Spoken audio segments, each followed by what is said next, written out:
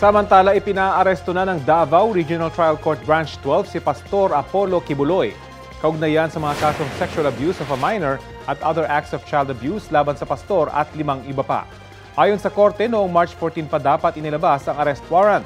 Pero ipinagpaliban ito ng korte para bigyang daan ng resolusyon sa motion for reconsideration ng kampo ni Kibuloy sa Department of Justice.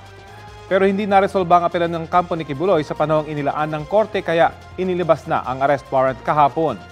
Bukod sa mga kaso sa Davao City, nahaharap din sa kasong qualified trafficking si Kibuloy sa Pasig.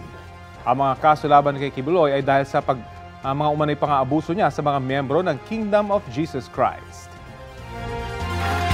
Kapuso, alamin ang maiinit na balita. Bisitahin at mag-subscribe sa GMA Integrated News sa YouTube. Sa mga kapuso abroad, samahan nyo kami sa GMA Pinoy TV at sa www.gmanews.tv.